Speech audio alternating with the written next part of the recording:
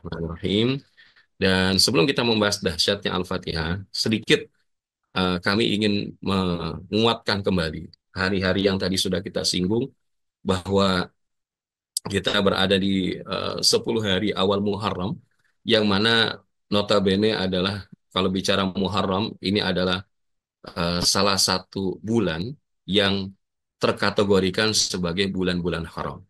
Sebagaimana hadis Nabi Shallallahu Alaihi Wasallam, "Az-zamanu qad istadara ka hayatihi yawma khalaqas samawati wal ard, as-sanatu 12 syahran minha arba'atun hurum." Setahun berputar sebagaimana keadaannya sejak Allah menciptakan langit dan bumi. Satu tahun itu ada 12 bulan.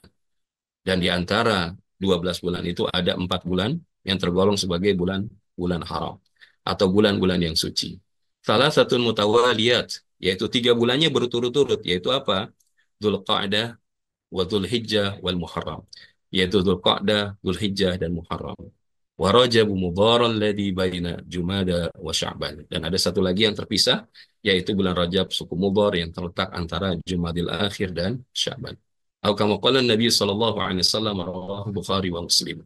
Maka dari sinilah kemudian para sahabat memaknai bahwa di bulan-bulan haram itu kalau kita melakukan kebaikan, maka kebaikan itu akan dinilai berlipat ganda. Lebih baik daripada kebaikan itu dilakukan di luar bulan haram, kecuali bulan Ramadan. Begitupun kalau kita melakukan keburukan, maka dosanya juga akan lebih besar dibandingkan keburukan itu dilakukan di luar bulan haram, kecuali bulan Ramadan. Maka di titik inilah bagaimana kita kemudian mendapati apa sih kebaikan-kebaikan yang Nabi Shallallahu Alaihi Wasallam dorong kepada kita. Karena ketika kita bicara Muharram ini erat kaitannya dengan peristiwa hijrahnya Nabi. Walaupun Nabi hijrah itu bukan bulan Muharram ya, tapi di bulan Rabiul Awal. Dan ketika kemudian Rasulullah sampai di kota Madinah, sempat kemudian melihat bagaimana orang-orang Yahudi itu puasa pada hari Asyura. Hari Asyura itu 10 Muharram. Lalu kemudian Rasulullah Shallallahu Alaihi Wasallam bertanya, "Mahada?" Maka kemudian para sahabat mencari tahu terkait dengan hal ini, dan kemudian mereka menjawab, "Qalu hada yaumun salihun, hada yaumun najjallahu bani Israel min aduwwihim." Ya. Hari ini adalah hari baik, hari di mana Allah menyelamatkan Bani Israel dari musuh mereka. Siapa itu? Ya, Fir'aun beserta dengan tentaranya. Fasomahu Musa, maka kemudian Nabi Musa melakukan puasa atas kebaikan yang Allah berikan tersebut. Maka qala, Nabi SAW kemudian mengatakan, Fa'ana ahakku bi Musa minkum.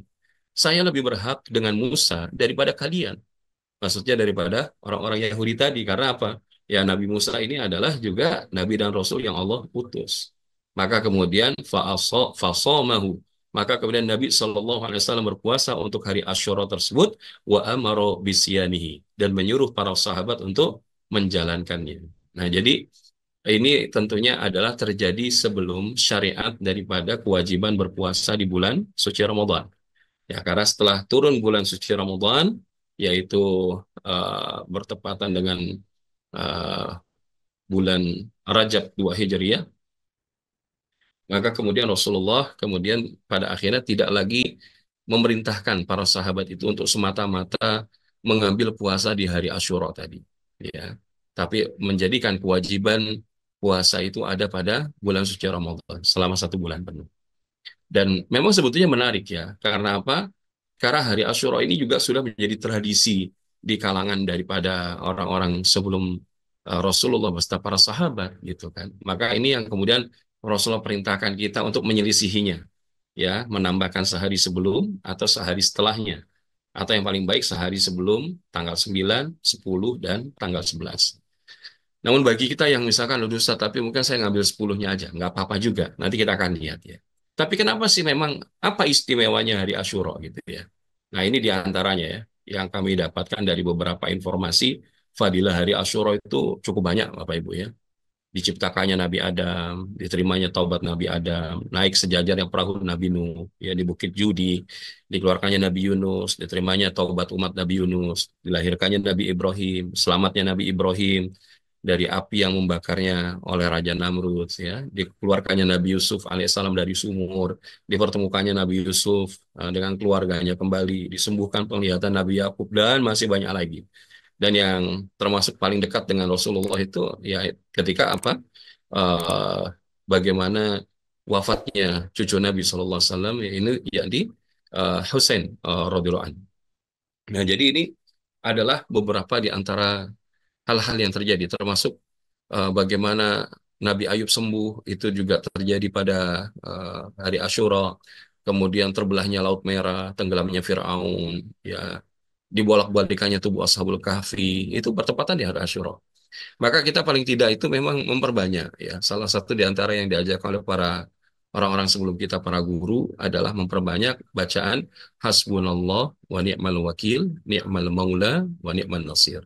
Nah, itu di antara yang kita baca. Berapa kali Ustaz? Setidaknya ya kita membaca itu 70 kali, ya 70 kali. Tapi kita membaca lebih dari itu, istighfar 100 kali, ya. Atau bahkan mencapai angka yang lebih banyak, silahkan saja. Ya, tapi ala kulihal, jadi jangan sampai kemudian besok kita puasa, tapi ketika kita puasa, yang kita lakukan justru melakukan kelalaian-kelalaian. Nah ini, jadi insya Allah ini sengaja kita munculkan sebelum kita masuk kepada pembahasan yang utama pada malam hari ini. Dan ketika kita mengadakan puasa ini, memang inilah yang disampaikan oleh Rasulullah SAW di dalam beberapa hadis, ya, bahwa bagaimana amalan puasa yang paling utama, afdhalus siyam ba'da Ramadan syahrullahil muharram, yaitu adalah puasa pada bulan Allah, yaitu Muharram. Wa afdhalus salati ba'dal fariḍah salatul lail, dan amalan salat yang paling utama setelah salat wajib adalah salat malam. Dan kemudian kalau kita bandingkan, berarti setelah Ramadan itu ada dua puasa yang utama, ya, yaitu apa? Di antaranya adalah puasa hari Arafah dan ada puasa hari Asyura.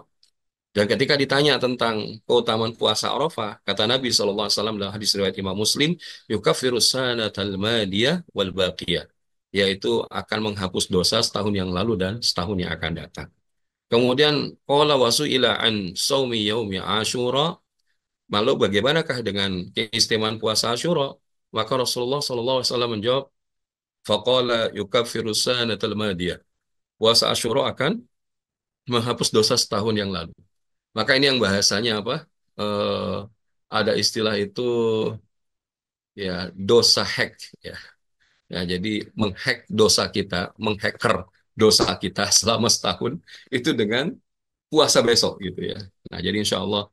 Tapi kalau misalkan ada yang nanya Ustaz, tapi kan ada yang katanya beda tanggal gitu ya. Yang katanya tanggalnya itu kita sudah pawai satu Muharram, itu belum jatuh satu Muharram, baru besok gitu ya. Ya itu terserah. Tapi intinya adalah yang mana keyakinannya, maka dia lakukan. Termasuk apa? Kita memperbanyak daripada membaca Al-Quranul Karim. Maka kalau kita bicara Al-Quranul Karim, maka ini adalah jamuannya Allah. Ya, ini jamuannya Allah. Mungkin hari ini kita nggak merasakan bagaimana di antara nikmat yang Allah berikan begitu banyak di dalam hidup kita. Di antaranya adalah Allah karuniakan Al-Quran. Maka dalam hadis riwayat Imam Ad-Darimi, inna hadzal Quran ma'dubatullahi fakhudhu minhu mastata'tum fa inni la a'lamu syai'an asfara min khairin min baitin laisa fihi min kitabillahi syai'un. Sesungguhnya Al-Quran, ya, sesungguhnya Al-Quran ini adalah jamuannya Allah. Maka ambillah darinya semampu kalian. Ya, ambillah darinya semampu kalian.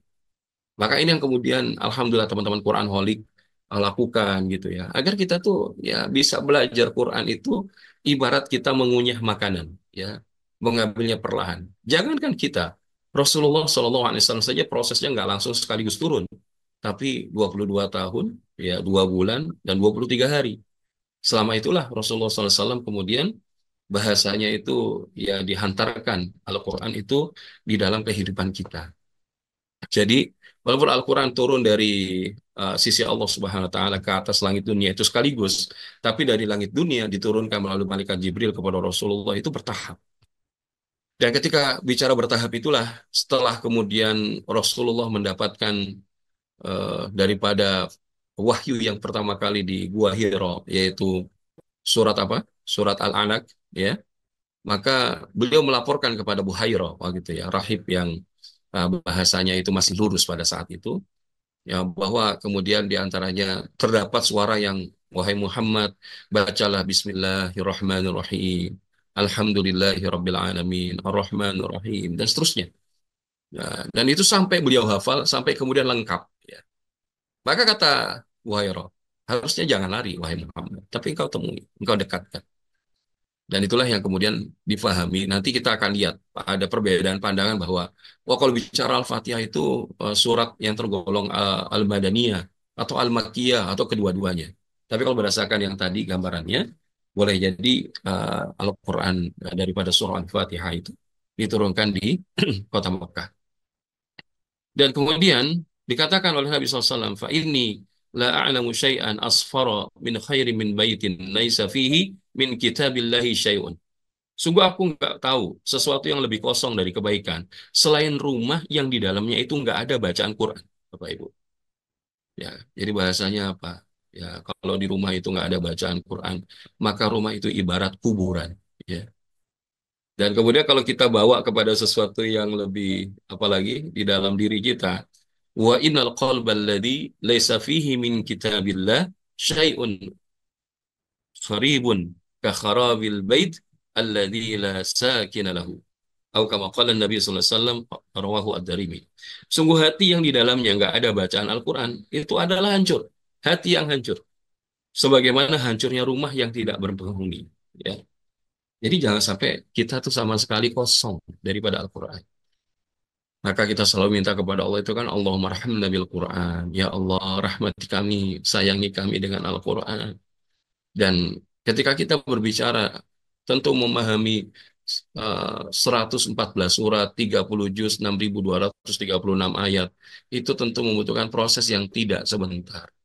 Tapi tidak ada yang namanya gunung kalau tidak dimulai daripada kerikil dan batu pasir, gitu ya. Tidak ada akan langkah 1.000 kalau tidak dimulai dengan langkah pertama. Maka begitu juga, kalau kita ingin belajar, faham lebih dalam tentang Quran, maka kita mulailah daripada apa? Daripada yang paling mudah dulu untuk kita. Salah satunya apa? Yaitu dengan suratul Fatihah. Karena ini bukan sekedar nama Al-Fatihah, tapi juga memiliki kedahsyatan dan kehebatan yang luar biasa.